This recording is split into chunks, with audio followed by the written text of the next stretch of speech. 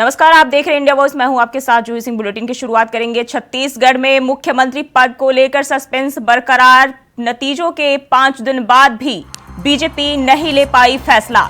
OBC या आदिवासी नेता को बागडोर सौंपने पर विचार। कल छत्तीसगढ़ में शाम तक हो सकती है बैठक।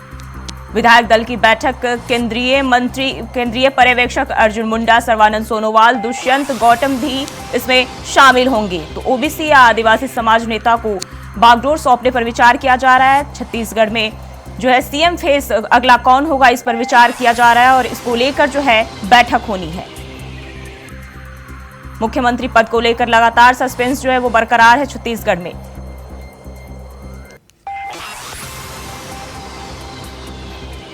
नतीजा आने के बाद भी अभी तक ये तय नहीं हो पाया कि अगला मुख्यमंत्री प्रदेश का कौन होगा।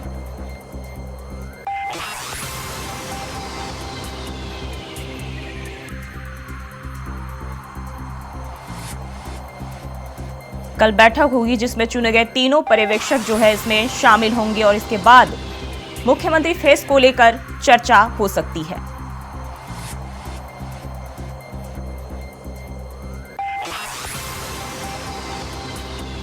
पार्टी अभी तक मुख्यमंत्री को लेकर फैसला नहीं ले पाई है, जिसको लेकर बैठक होनी है।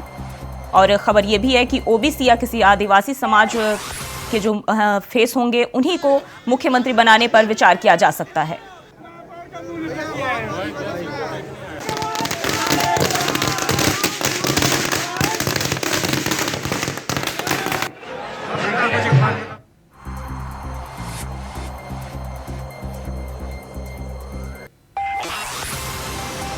छत्तीसगढ़ से आपके साथ खबर साझा कर रहे हैं, जहां मुख्यमंत्री पद को लेकर सस्पेंस लगातार बरकरार है। नतीजा आने के इतने दिनों बाद भी बीजेपी अभी तक फैसला नहीं ले पाई है कि अगला प्रदेश का बागडोर जो है किसके हाथों में अगली बार जाएगी।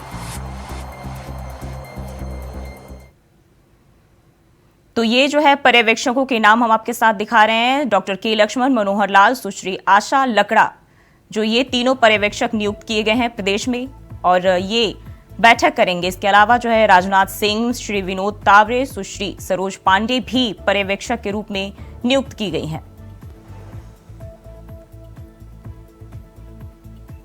तो सीएम पद के अगले दावेदार कौन होंगे? रमन सिंह, जो पूर्व मुख्यमंत्री हैं। इसके बाद अरुण साव का भी नाम इसमें शामिल हो रहा है, जो प्रदेश अध्यक्ष हैं।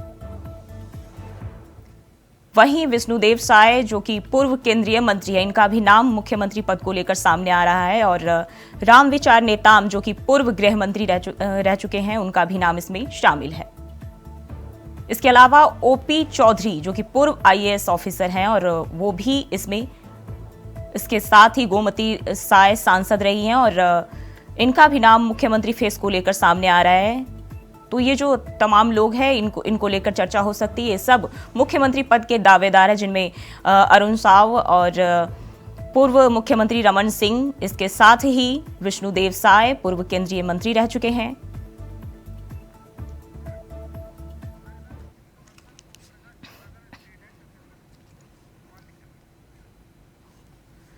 और इसी खबर पर ज्यादा जानकारी के साथ जुड़ गए हैं ओम प्रकाश चंद्राकर। छत्तीसगढ़ में भारतीय जनता पार्टी की शानदार जीत के 6 दिन बाद भी जो है सस्पेंस मुख्यमंत्री पद को लेकर लगातार बरकरार है कि अगला मुख्यमंत्री कौन होगा।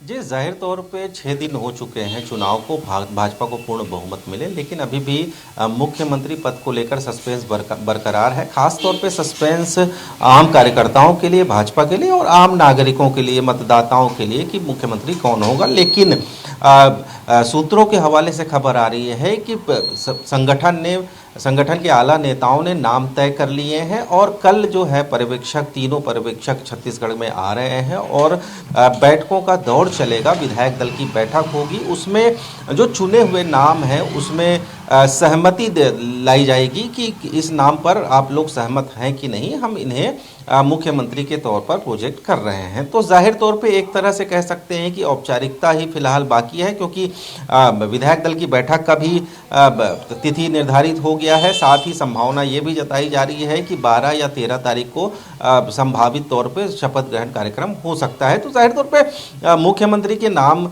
तो तय कर लिए गए हैं, लेकिन ये नहीं कहा जा सकता कि अभी जो नाम तय किए गए हैं उसमें विधायकों की सहमति बनेगी, क्या विधायकों का विरोध होता है उस नाम को लेकर।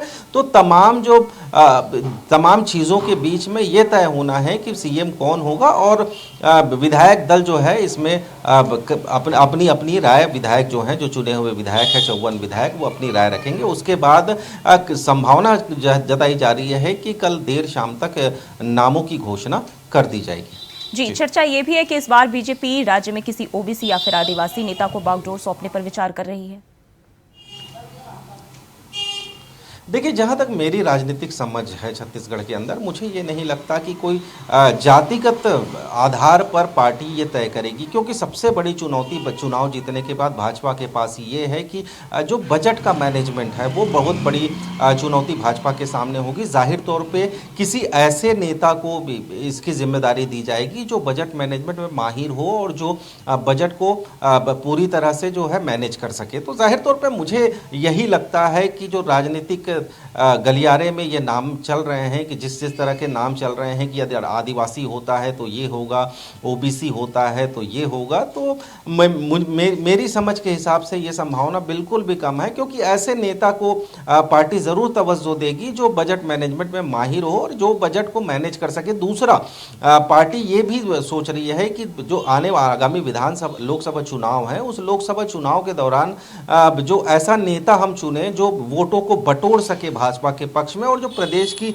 11 से 11 सीटें हैं उन सीटों पर भाजपा काबिज होकर लोकसभा की दहलीज पर पूर्ण बहुमत के साथ काबिज हो सके। जी, बहुत बहुत शुक्रिया तमाम जानकारी के लिए।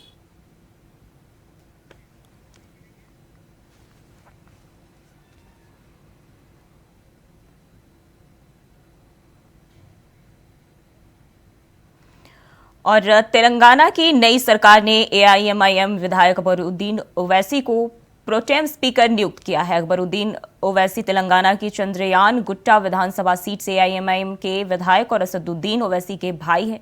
अकबरुद्दीन ओवैसी के प्रोटेम स्पीकर बनाए जाने पर बीजेपी विधायक टी राजा ने आपत्ति जताई है। उन्होंने एक वीडियो जारी कर कहा, कांग्रेस सरकार ने आदेश निकाला है कि कल अकबरुद्दीन ओवैसी के सामने सभी लोग शपथ समारोह में शामिल होंगे। ये राजा सिंह जब तक जिंदा है एआईएमआईएम के सामने शपथ नहीं लेगा। अकबरुद्दीन ओवैसी के सामने शपथ नहीं लेंगे। बहुत ही दुर्भाग्य की बात है, नई सरकार, नया कांग्रेस का मुख्यमंत्री रेवंत रेड्डी बनने के बाद में कांग्रेस का असली चेहरा सामने आया है। हर बार रेवंत रेड्डी ये कमेंट करते थे कि बीजेपी एमआईएम बीआरएस एक है। तो आज तेलंगाना की जनता को पता चल गया है कि कौन किसके साथ है, कौन कौन कब कहां पर मिला है। और आज अकबरुद्दीन ओवैसी को, जो कि एमआईएम का विधायक है, उनको प्रोटेम स्पीकर बनाया गया। तो ऐसे व्यक्ति के सामने हम शपथ नहीं लेंगे जो 15 मिनट में 100 करोड़ हिंदुओं को मारने की बात करता है। ऐसे व्यक्ति के सामने हम शपथ नहीं लेंगे जो गौ मांस खाने के लिए हमें प्रेरित करता है, क्योंकि गाय हम सबकी माता है। तो हम कल बॉयकॉट करेंगे और अकबरुद्दीन ओवैसी के सामने हम शपथ ग्रहण समारोह में हम सम्मिलित नहीं होंगे। नेक्स्ट डे जो नया स्पीकर जो तेलंगाना राज्य का जो बनेगा, उनके चैम्बर में हम लोग जाकर शपथ ग्रहण समारोह करेंगे। पार्टी की ओर से क्या इसके ऊपर संभावना है? कल मॉर्निंग 7 o'clock किशन रेड्डी जी की अध्यक्षता में पूरे विधायकों दल का एक मीटिंग लगाया गया है। कल लगभग 8 बजे तक ये डिसाइड हो जाएगा कि मेरी जो व्यक्तिगत जो राय है वो पार्टी की राय है। लगभग कल। और खबरों में बढ़ते हैं आगे। वाराणसी के महात्मा गांधी काशी विद्यापीठ में 11 दिसंबर को 45वां दीक्षांत समारोह मनाया जाएगा, जिसमें बतौर मुख्य अतिथि राष्ट्रपति द्रौपदी मुर्मू शामिल होंगी। साथ ही राज्यपाल आनंदीबेन पटेल, सीएम योगी आदित्यनाथ समेत कई मंत्री शामिल होंगे, जिसको लेकर इंडिया वॉइस की टीम ने काशी विद्यापीठ के कुलपति प्रोफेसर आनंद कुमार त्यागी से खास बातचीत की। हमारे संवाददाता विकास चौहान ने। वाराणसी के महात्मा गांधी काशी विद्यापीठ विश्वविद्यालय में इस बार 45वां दीक्षांत समारोह मनाया जाने वाला है। इसको लेकर विश्वविद्यालय में काफ़ी ज़्यादा उत्साह है और एक तरह से लगातार रोजाना कई तरह के सांस्कृतिक कार्यक्रमों को भी कराया जा रहा है और साथ ही साथ जो है अन्य विभागों में तरह तरह के प्रतियोगिता भी आयोजित करवाई जा रही है। इसको लेकर हमारे साथ विश्वविद्यालय कुलपति प्रोफेसर आनंद कुमार त्यागी सर बातचीत करेंगे, इससे जानेंगे कि विश्वविद्यालय प्रशासन में किस तरह का उल्लास है और क्या कुछ तैयारियां हैं। सर, दीक्षांत मनाया जाने वाला है, किस तरह की तैयारियां है विश्वविद्यालय प्रशासन की? देखिए, विद्यापीठ का जो हमारा 45वां दीक्षांत है वो 11 दिसंबर को होना निश्चित हुआ है और इस बार भारत की राष्ट्रपति महामहिम हमारे इस दीक्षांत में मुख्य अतिथि हैं। इसके साथ ही साथ हमारे प्रदेश की राज्यपाल महोदया भी इसमें प्रतिभाग करेंगी, उन्हीं की अध्यक्षता में सारा कार्यक्रम होगा। इसकी महत्वता को देखते हुए विश्वविद्यालय ने निर्णय लिया है कि हम इसे पूरे एक उत्सव की तरह मनाएंगे और एक सप्ताह से ही सारे कार्यक्रम शुरू कर दिए गए हैं। इनमें सभी विभागों की प्रतिभागिता सुनिश्चित की जा रही है। सर, और कौन कौन अतिथि के तौर पे शामिल होगा? चाहे विशिष्ट अतिथि की बात करें तो और किन किन लोगों की शामिल होने की उम्मीद है? हाँ, इसमें हमने माननीय मुख्यमंत्री जी को भी आमंत्रित किया है। इसके साथ ही साथ उच्च शिक्षा मंत्री और हमारी उच्च शिक्षा राज्य मंत्री भी इसमें प्रतिभाग करेंगे। सर, कितने बच्चों को गोल्ड मेडल दिया जाएगा और किन किन बच्चों को डिग्री उपाधि दी जाएंगी? लगभग 78,000 बच्चे हैं टोटल, जिसमें हमारे डीलिट भी हैं, पीएचडी भी हैं, स्नातकोत्तर हैं, स्नातक हैं, उनको डिग्रियां दी जाएंगी। इसके साथ ही साथ हमारे पास लगभग 65 गोल्ड मेडल्स हैं। इन 65 गोल्ड मेडल्स में से 14 गोल्ड मेडल बॉयज़ के हैं और बाकी 51 गोल्ड मेडल जो है वो गर्ल्स के हैं। इसके साथ साथ इस दीक्षांत समारोह में 2 हमारे खिलाड़ियों को भी दिया जाएगा जिन्होंने अंतर्राष्ट्रीय स्तर पे हमारे विश्वविद्यालय का नाम रोशन किया है। सर, और क्या कुछ सारी बात की जाए प्रशासनिक व्यवस्था की, तो इसमें आप लोगों की कैसी तैयारियां हैं? क्योंकि अभी से 2 दिन बाद ही राष्ट्रपति का आगमन है, ऐसे में जो है सुरक्षा व्यवस्था की बात करें, चाहे विश्वविद्यालय प्रशासन के जो तमाम जो व्यवस्था होती है उसको लेकर क्या कुछ तैयारी? निस्संदेह, क्योंकि हमारे सर्वोच्च पद पे महामहिम विद्यमान हैं, उनका अपना प्रोटोकॉल होता है और उसी के तहत उनके आराम के लिए, उनकी सुरक्षा के लिए पुख्ता प्रबंध किए जा रहे हैं। स्थानीय प्रशासन का सहयोग हमें बहुत ही अच्छे तरीके से मिल रहा है। परसों माननीय जिलाधीश महोदय और दूसरे स्टाफ ने विज़िट किया था। आज भी हमारे एडीएम जनरल एडमिनिस्ट्रेशन हमारे यहाँ विज़िट किए और आज हमारे all India association of Indian university के joint secretary doctor AK Mishra ji भी आए। इसलिए पूरा प्रशासन, केंद्रीय प्रशासन और उसके साथ साथ हमारा उत्तर प्रदेश का प्रशासन सारे बहुत जागरूक हैं और विश्वविद्यालय में पूरे जोरों शोरों से ये सारी तैयारियां की जा रही हैं। हर एक विभाग बहुत अच्छी तरह आह्लादित है, अनेकानेक कार्यक्रम किए जा रहे हैं, बच्चों में असीम उत्साह है और हमें पूर्ण आशा है कि महामहिम का विश्वविद्यालय परिसर में आना एक ऐतिहासिक क्षण होगा और हमारे बच्चों को इससे बहुत सारा मोटिवेशन भी मिलेगा। धन्यवाद। बिल्कुल, तो देखिए, राष्ट्रपति का आगमन काफ़ी ज़्यादा खास है और ऐसा विश्वविद्यालय प्रशासन यानी कि राज्य विश्वविद्यालय में पहली बार हो रहा है कि देश का राष्ट्रपति दीक्षांत समारोह मुख्य अतिथि के तौर पर आने वाला है। अब देखने वाला बात होगी कि कैसे दीक्षांत समारोह बीतता है और क्या कुछ चीज़ें यहाँ से निकल सामने आती हैं। वाराणसी से सहयोगी आदित्य सिंह के साथ विकास चौबे, इंडिया वॉइस। और खबरों में बढ़ते आगे, मथुरा में मनचलों के आतंक से तंग आकर 10वीं की छात्रा ने तीसरी मंजिल से छलांग लगाकर आत्महत्या करने की कोशिश की है। बता दें कि गंभीर हालत में छात्रा को परिजनों ने एक निजी अस्पताल में भर्ती कराया।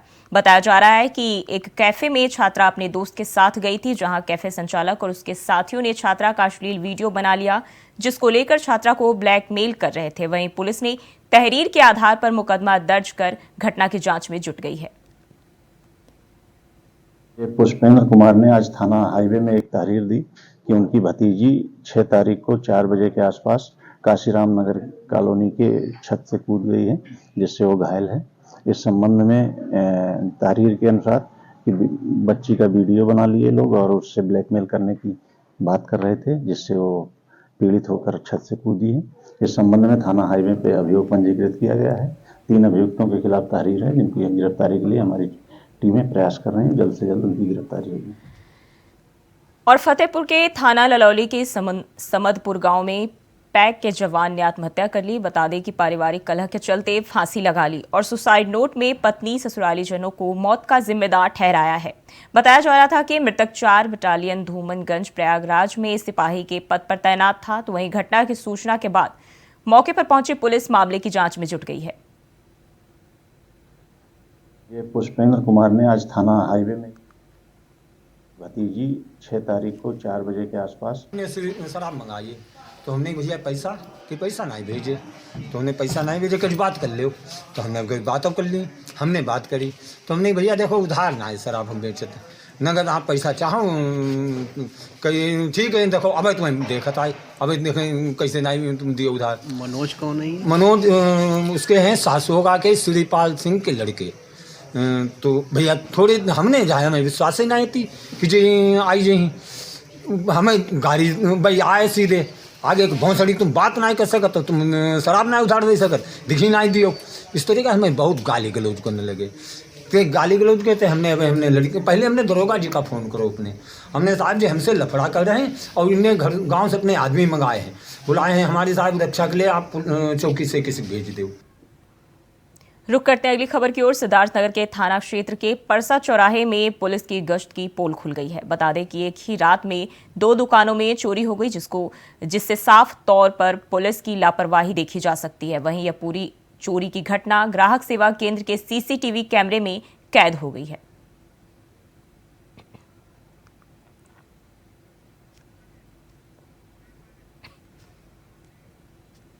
वहीं मऊ के इस्लामपुरा के पास एक बड़ा हादसा हो गया, जहां बाउंड्री वॉल गिरने से 3 महिला समेत एक मासूम की मौत हो गई और 16 लोग घायल हो गए। बता दें कि शादी के उपलक्ष्य में हल्दी प्रोग्राम कर रही 2 दर्जन महिलाओं के दबने की सूचना मिली, जिसके चलते मौके पर भारी संख्या में पुलिस और प्रशासन के लोग मौके पर पहुंचे और लोगों का रेस्क्यू कर अस्पताल पहुंचाया।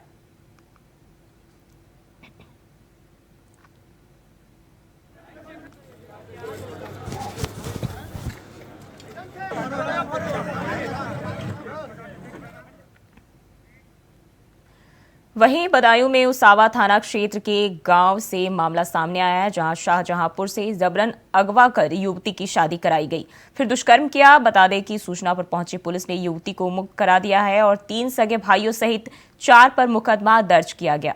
बताया जा रहा है कि युवती को बंधक बनाकर मारपीट करते थे।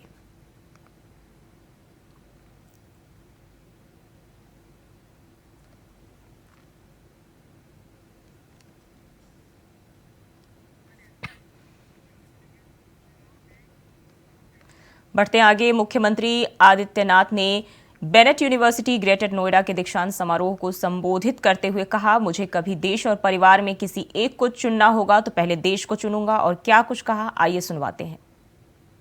पंचप्राण हर भारत का संकल्प बनना चाहिए, हर भारतवासी के संकल्प बनने चाहिए। जीवन के जिस भी क्षेत्र में वह कार्य कर रहा है, वह शिक्षा के क्षेत्र का हो, अर्थव्यवस्था के क्षेत्र का है, समाज सेवा के क्षेत्र का है, व्यवसाय के क्षेत्र का है, कृषि के क्षेत्र का है, या जीवन के किसी भी क्षेत्र में व्यक्ति कार्य कर रहा है, उसके जीवन का ध्येय वाक्य बनना चाहिए।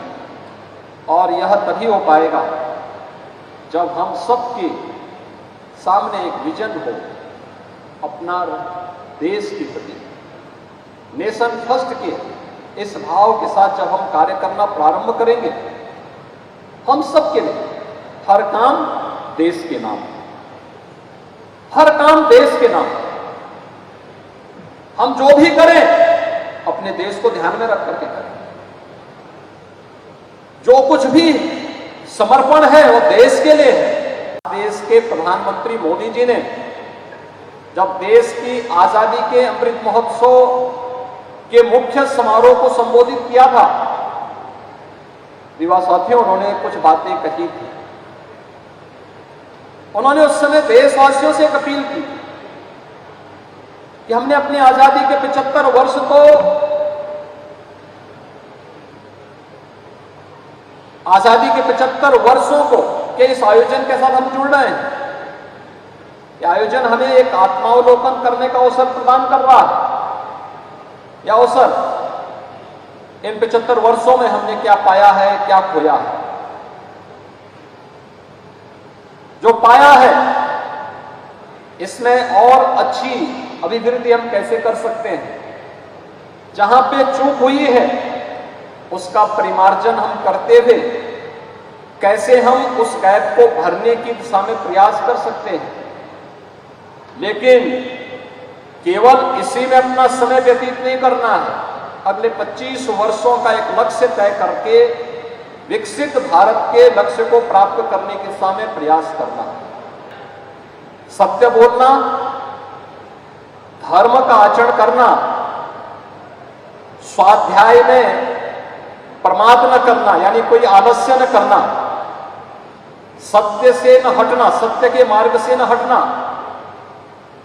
धर्म के मार्ग से न हटना, कुशल कार्य में किसी भी प्रकार के आलस्य यानी प्रमाद से बचना, महान बनने के अवसर से न चूकना, पठन पाठन के कर्तव्य में कभी भी आलस्य न करना, देवता यानी देव और पितरों के कार्यों से भी आलस्य न करना, यानी जो हमारे यज्ञ श्राद्ध आदि के कार्यक्रम होते हैं या जो हमारे अलग अलग क्षेत्र के कर्तव्य हैं उनसे किसी भी प्रकार से प्रमाद न करना, माता को, पिता को, अपने गुरुजनों को और अपने किसी भी उस अतिथि को देवता के स्वरूप सम्मान देना और अन्यान्य दोष रहित कार्यों को करना, यह